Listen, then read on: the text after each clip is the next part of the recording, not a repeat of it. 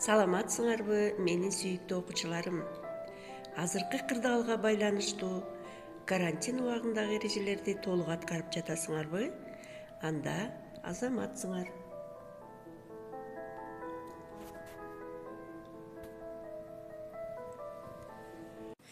Балдар, сабакты жагымдуу маанай менен баштайбыз. Быйтыкчанын сүрөтүн көрүп атасыңар.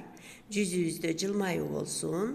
Эки колубузду алдыга жылдырып, баш бармактарды көтөрөбүз. Жылмаюу менен менде баары сонун деп айтабыз.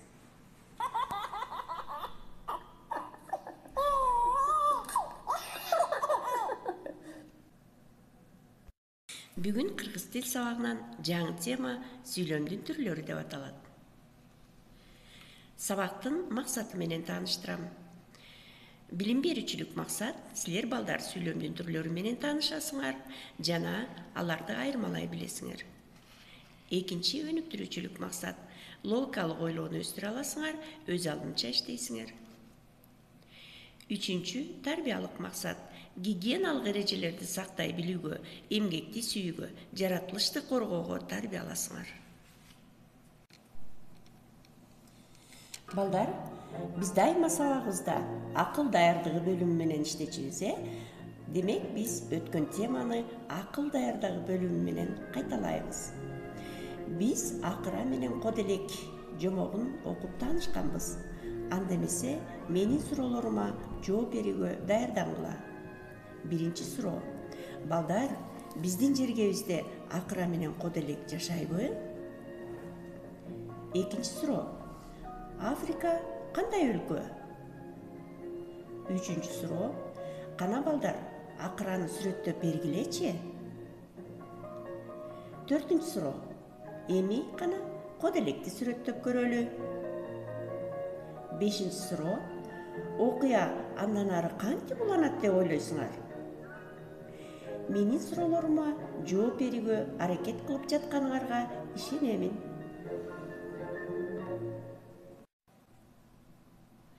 Балдар, анда биз жаңы тема менен таанышалы. Тема сүйлөмдүн түрлөрү. Балдар, сүйлөмдөр айтылыш максатына карай үчкө бөлүнөт. Биринчи жай сүйлөм. Жай сүйлөм ойду жайынча баяндаган сүйлөмдөр аталат. Сүйлөмдүн аягына чекит белгиси коюлат. Мисалы, өрүктөр гүл ачты.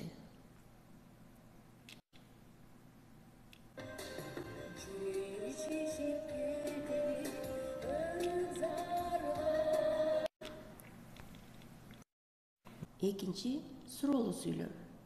Суроолуу сүйлөм бир нерсени сурап билүү максатында айтылган сүйлөмдөр аталат. Суроолуу сүйлөмдүн аягына суроо белгиси коюлат. Мисалы, сен колуңду таза жуудуңбу? Колду таза кармагын, айтат мына бармагын, менде жуу. Үчүнчү илептүү сүйлөм. Илептүү сүйлөм күчтүү сезим менен айтылган сүйлөмдөр аталат. Илептүү сүйлөмдүн аягына илеп белгиси коюлат. Мисалы, балдар, карантин учурунда үйдө болгула. Балдар, азыр болсо дептерде иштейбиз. Кыска жат жазуу жазабыз. Мен силерди таза, сабаттуу жазат деп ишенем. Анда эмесе даярбызбы? Биринчи сүйлөм.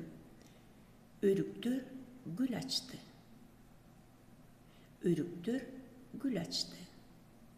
Экинчи сүйлөм. Сен колуңду таза жуудуңбу?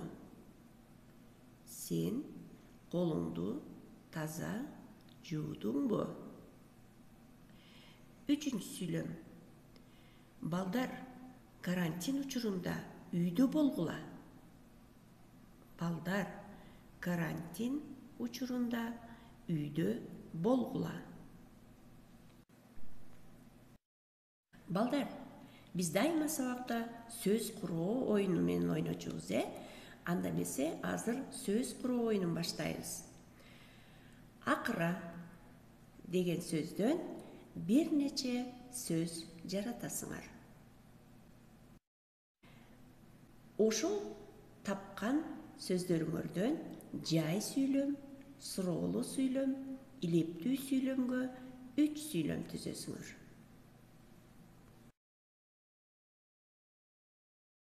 Балдар, эми кластер түзөбүз.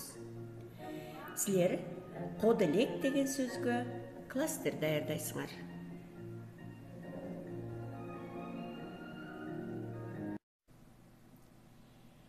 Балдар, эми китептен иштейбиз.